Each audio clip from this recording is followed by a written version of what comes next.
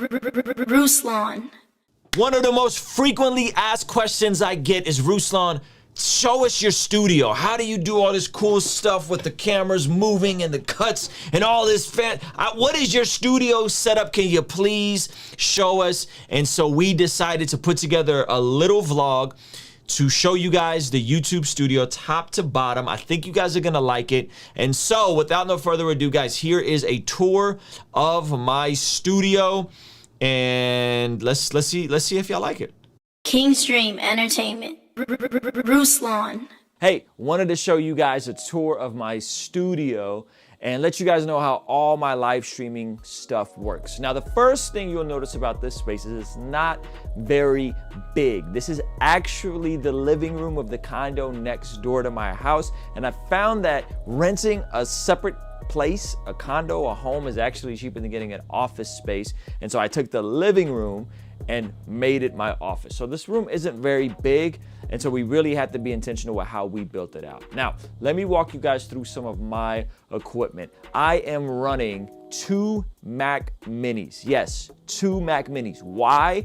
Because one computer is dedicated to just, and I mean just, uploading and streaming my live streams up. It's a Mac Mini entry-level version, 256 gigs hard drive, 8 gigs of RAM. These Mac Mini M1s are amazing. They got some glitches, like some goofy Bluetooth stuff, but by and large, they do the job. And one computer is used for upstreaming. The second computer is used for all of my other stuff. It's my main studio computer. That computer is the 0.5 terabyte hard drive, 16 gigs of RAM, and it has 2 HDMI screens, the LG ultra wide display, which is 49 inches. It's amazing. And we also have a teleprompter that clones one of my screens so that I can look into the camera and I could see who I'm talking to, but the camera can't see. And it's just super dope. Teleprompter is definitely the way to go if you're doing interviews, Zoom calls, or Bible studies.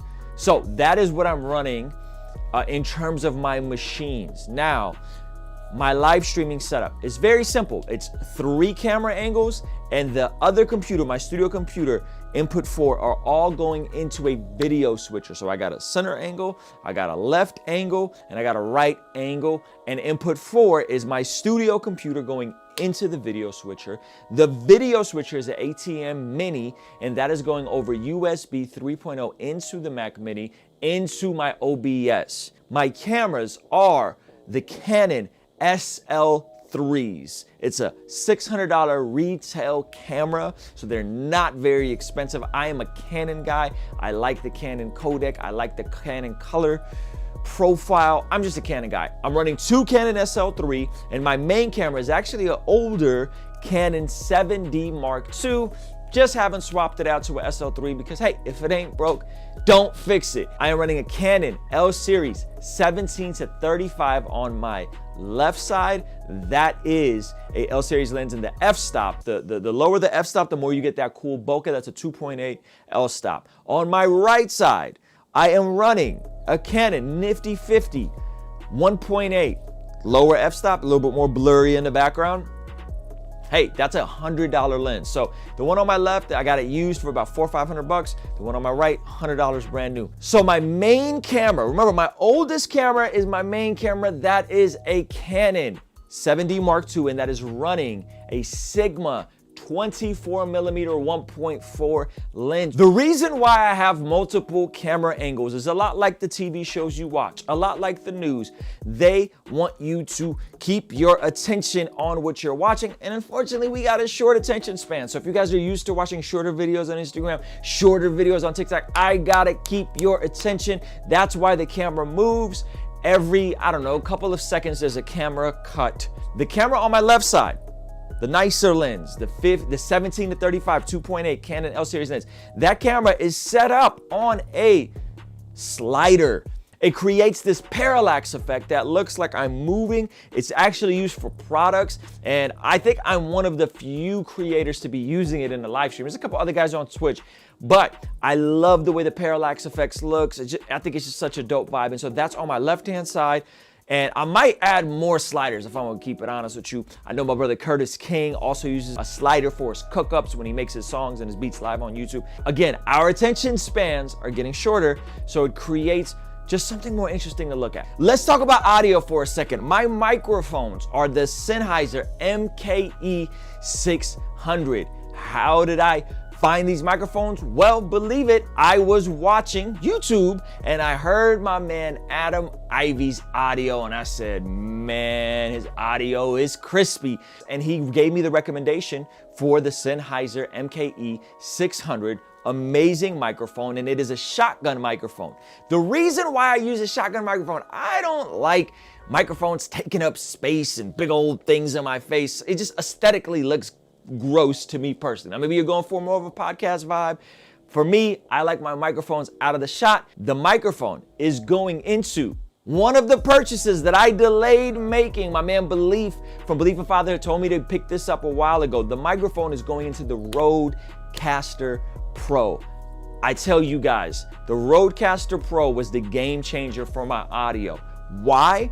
Because even though you could add compression, equalizer, gates, that kind of stuff, and use plugins inside of OBS, the Rodecaster has all that built in and customized for podcasting. So the Rodecaster Pro, first of all, it looks amazing. Second of all, it has a super dope touchscreen, and there's a lot of people that already use it, which means finding the right settings and how to set your compression and your gates and all these different things is actually very easy because a lot of people use it on YouTube. Let's talk about lighting. Now, lighting is one of those things, as with all technology and equipment, has gotten substantially cheaper and more high quality. My key light is a Veltrox bi-color LED light that comes in at the $70 range on YouTube. This is a great looking light. It's inexpensive and it gets the job done. It's lightweight and it more or less lights up the right side of my face.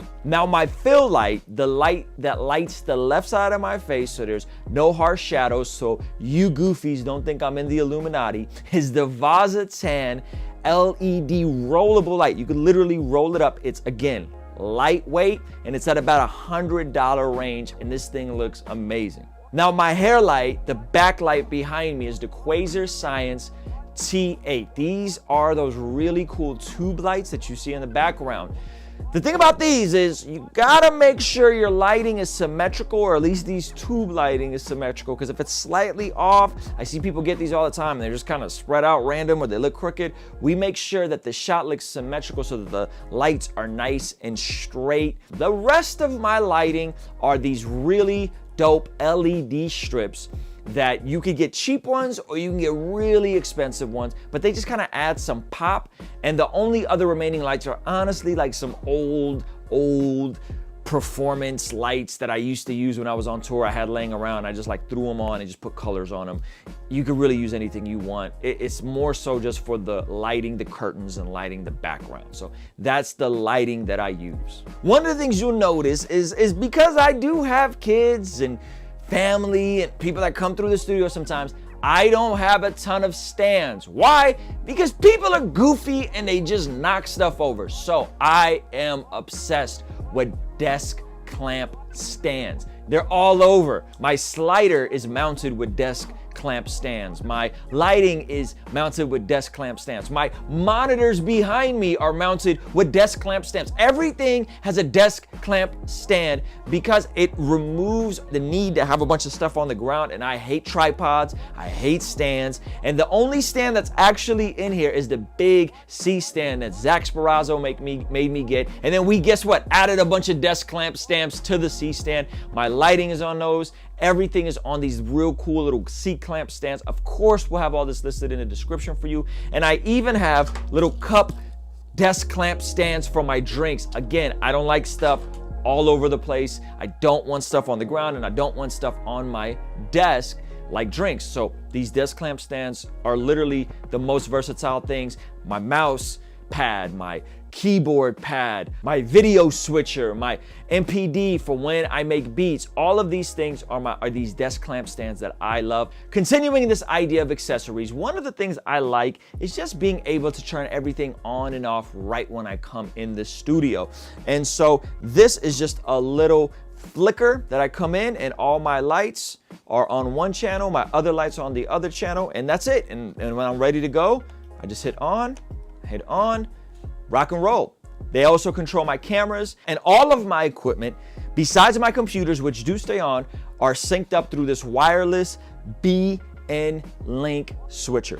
And arguably the most important accessory that I own is the Stream Deck by Elgato. The Stream Deck allows me to jump between different scenes and trigger different things inside of OBS. Stuff like my remember to like this video, remember to subscribe, my intro, my outro, my bumper transition. All of those things are controlled by my Elgato Stream Deck. This is really a non-negotiable, in my opinion, for anyone that's streaming. You could assign command keys in OBS, but it's really cumbersome, and I highly recommend, if you're gonna get into streaming, I think this is one of those negotiables you need to have.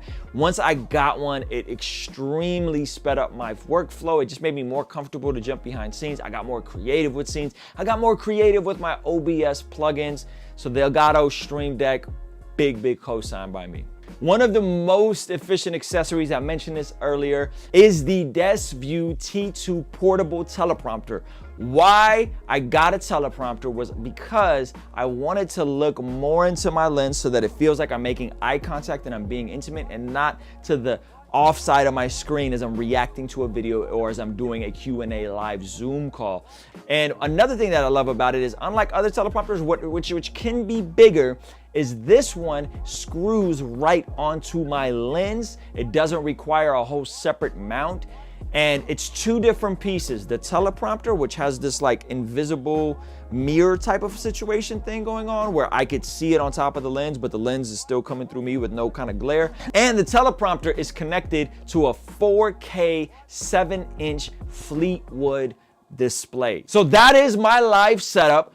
All of these links will be provided in the description below. There's no secrets. I'm not holding back any secret gear from you, but in full transparency, they are Amazon affiliate links. If you buy something, we do get a little small commission. I think it's like a 2 or 3% commission or less. So that's a way you can partner with the channel. And more importantly, I do want to take you guys deeper and show you how this all works and how it all connects. And that is what this course is going to be about, to give you guys another layer that's not just about the techie equipment. I know it's fun, I know it's flashy, but to go a step deeper and say, this is how I was able to leverage technology to build out my YouTube channel.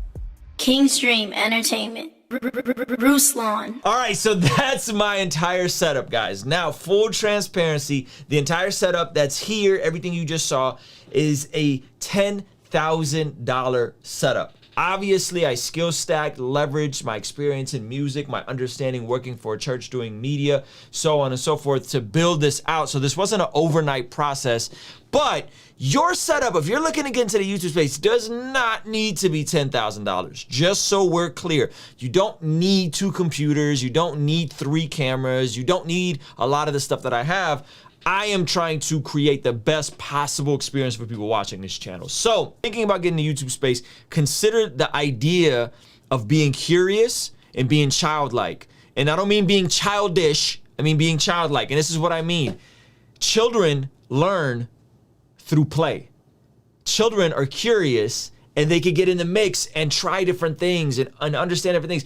I saw my son, my 6-year-old, showing my wife something with the family iPad the other day because she couldn't figure out how to use the keyboard. He's like, no, you got to pull it out. So in approaching this entire thing, when you leverage technology and you're willing to be curious to learn the technology, and I don't care if you're 15 or 55 or 75. It doesn't matter. It doesn't matter your age, ladies and gentlemen. What matters is your willingness to try, to make an effort. And so that's why I put that video together. If you found this video valuable, give it a like, give it a thumbs up. Make sure you're subscribed. We're at 80K now. Make sure you're subscribed, turn the bell notifications on, and I will be back. Thank you guys so much. Love you guys. Peace.